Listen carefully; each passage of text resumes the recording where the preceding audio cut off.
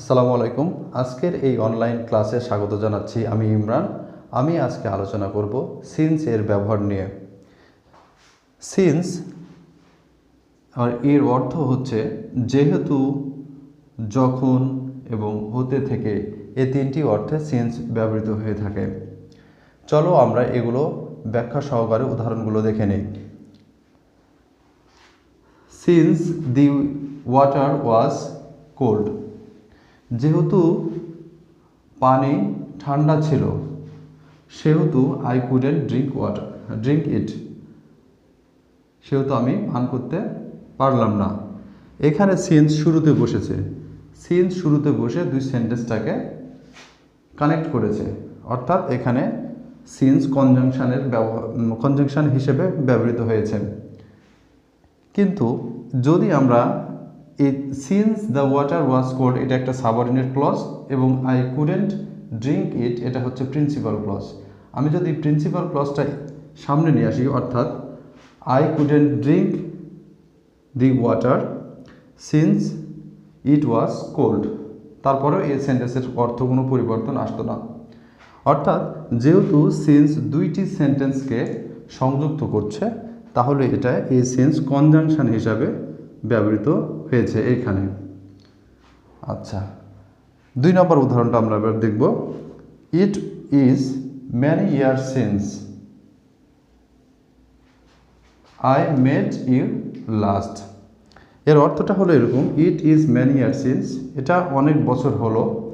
Since যখন অর্থে ব্যবহৃত হয়েছে এখানে সিন্স, যখন আই মেট ইউ লাস্ট, তোমার সাথে শেষবারের মতো সাক্ষাৎ হয়েছিল। তাহলে সিন্স এখানে ব্যবহৃত হয়েছে কানেক্টর হিসাবে বা কনজাংশন হিসাবে এখানে ব্যবহৃত হয়েছে, কারণ এই পাশের একটা সেন্টেন্স এবং এই পাশের একটা সেন্টেন্সকে যুক্ত করেছে। আমরা জানি কনজাংশন দুইটা সেন্টেন্সকে যুক্ত করে। 3 নম্বর উদাহরণটা হচ্ছে ইট ওয়াজ ম্যানি ইয়ার্স সিন্স। এখানে আমরা দেখতে পাচ্ছি এই পাশে একটা সেন্টেন্স, ইট ওয়াজ ম্যানি ইয়ার্স সিন্স, এটা অনেক বছর হয়ে গেল। সিন্স যখন আই মেট ইউ লাস্ট, যখন তোমার সাথে আমার শেষবারের সাক্ষাৎ হয়েছিল। এখানেও যখন অর্থে সিন্স ব্যবহৃত হয়েছে। এই দুটার মধ্যে পার্থক্য কী? এইখানে আমরা কানেক্টরের ক্ষেত্রে সিন্স ব্যবহার করতে পারি, আবার হচ্ছে যদি রাইট ফর্ম বা ভার্বের দেখি, তাহলে এখানে আমরা খেয়াল করব যে এই পাশে যদি প্রেজেন্ট টেন্স থাকে, তাহলে আমরা এখানে পাস্ট ইনডিফিনিট টেন্স নিয়ে করব, পাস্ট ইনডিফিনিট। আর এই পাশে যদি পাস্ট টেন্স থাকে, তাহলে এইখানে আমরা পাস্ট পারফেক্ট নিয়ে করব, পাস্ট পারফেক্ট। এটা হচ্ছে রাইট ফর্ম অফ ভার্বের নিয়ম।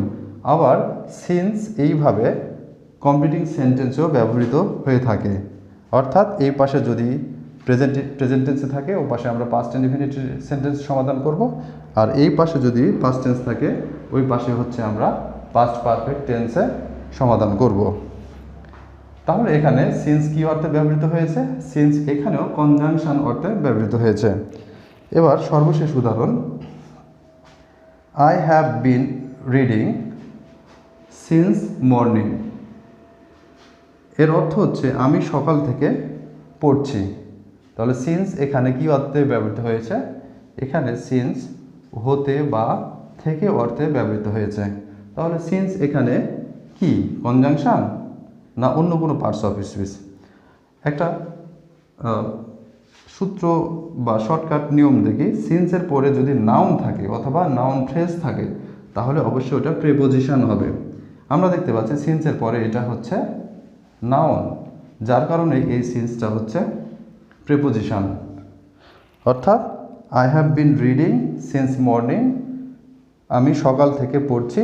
তাহলে সিন্সের পরে আবার ফর কখন হয়? যখন অনির্দিষ্ট সময় বোঝাবে, তখন আমরা ফর ব্যবহার করব। কিন্তু মর্নিংটা এখানে নির্দিষ্ট সময় বোঝাতে ব্যবহৃত হয়েছে, যার কারণে আমরা সিন্স ব্যবহার করেছি। এখানে সিন্স প্রিপোজিশন অর্থে ব্যবহৃত হয়েছে। আর উপরের 3টি সেন্টেন্সে 3টি বাক্যে সিন্স ব্যবহৃত হয়েছে কনজাংশন হিসাবে। এই হচ্ছে আজকের সিন্সের আলোচনা। ধন্যবাদ সবাইকে।